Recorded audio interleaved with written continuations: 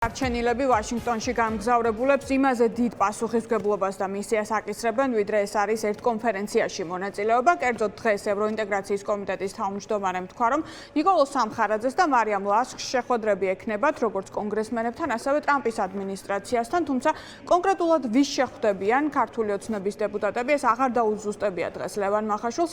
საინტერესო განცხადება მოვისმინეთ ასევე შეერთებულ შტატებთან ურთიერთობების აღდგენის შანსებზე. ლევან მახაშვილი ფაქტობრივად ამბობს იმას, რომ ქართული ოცნება უსასრულო მოლოდინისთვისაც კი არის მზად, თუმცა აქაც როგორც ჩანს ქართულ ოცნებას აქვს თავისი პირობები და ისინი ყველაფრის ფასად არ აპირებენ შეერთებულ შტატებთან ურთიერთობების გადატვირთვას.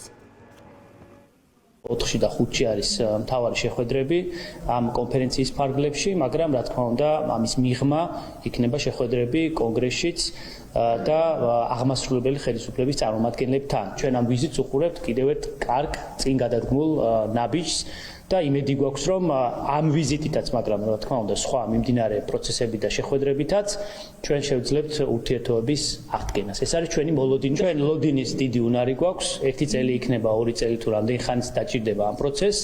ჩვენ მზად ვართ ნაბიჯ, არა ემოციურად, არამედ ნაბიჯ-ნაბიჯ შვიდად დაველოდოთ იმ შესაძლებლობას, როდესაც იქნება სამართლიან ნიადაგზე ამ ურთიერთობების აღდგენის შესაძლებლობა.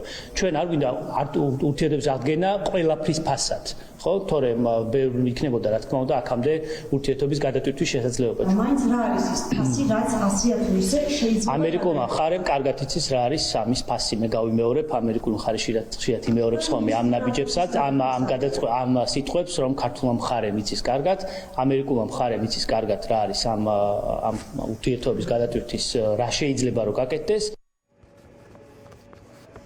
რეალურად რამდენად არსებობს ტრამპის ადმინისტრაციასთან ურთიერთობების გადატვირთვის და სტრატეგიული პარტნიორობის აღდგენის რესურსი? ხელისუფლების ოპონენტები ამბობენ, რომ სახელმწიფო დეპარტამენტმა უკვე ძალიან მკაფიოდ თქვა, რომ არსებობს კონკრეტული ნაბიჯები, მათ აქვთ გაწერილი ეს კონკრეტული ნაბიჯები, რომელიც უნდა გადადგას ქართულმა ოცნებამ იმ შემთხვევაში, თუ ისინი სერიოზულად არიან განწყობილი შეერთებულ შტატებთან ურთიერთობების აღდგენასთან დაკავშირებით და სხვა ყველაფერი, მათ შორის პრორუსი კონგრესმენის მხრიდან მიწვევა სუვერენულ ერთა ალიანსის კონფერენციაზე არის მხოლოდ და მხოლოდ ქართული ოცნების პროპაგანდის ნაწილი, რომ საკუთარივე ამომრჩეველი შეიყვანონ შეცდომაში.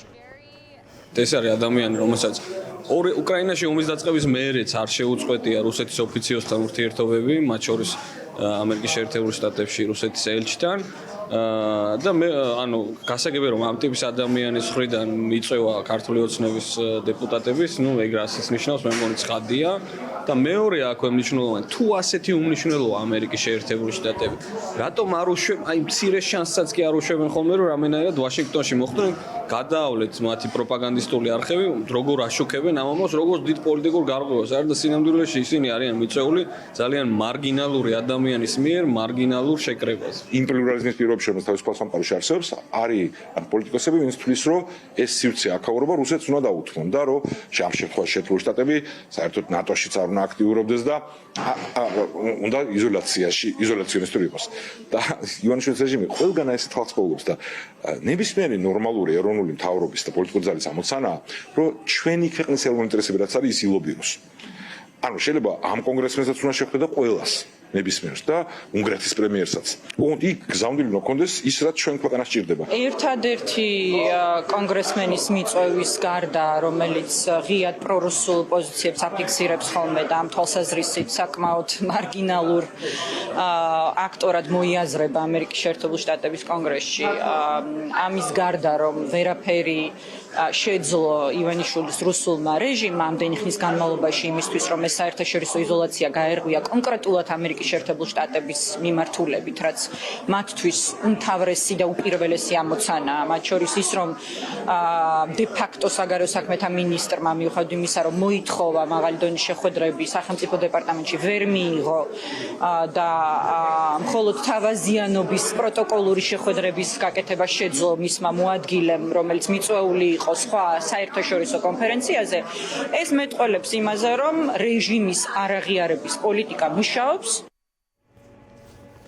სუვერენულ ერთა ალიანსის შეკრება ვაშინგტონში ხვალ იწყება. ეს კონფერენცია არის ორგანიზებული პრორუსი კონგრესმენის ანა პაულინა ლუნას მიერ და ამ კონფერენციაში მონაწილეობას მიიღებენ როგორც სხვა კონგრესმენები, ასევე სხვადასხვა ქვეყნებიდან ულტრამემარჯვენე პოლიტიკური ჯგუფების წარმომადგენლები და კიდევ ერთხელ შეგახსენებთ, რომ ამ კონფერენციაში მათ შორის იქნება გერმანიის ულტრამემარჯვენე პოლიტიკური პარტია AfD-ს, ანუ ალტერნატივა გერმანიისთვის წარმომადგენელი პოლიტიკური ჯგუფის, რომელიც ეწინააღმდეგება საქართველოს ევროინტეგრაციას და მხარს უჭერს იმას, რომ საქართველოს შეუჩერდეს უვიზო რეჟიმი.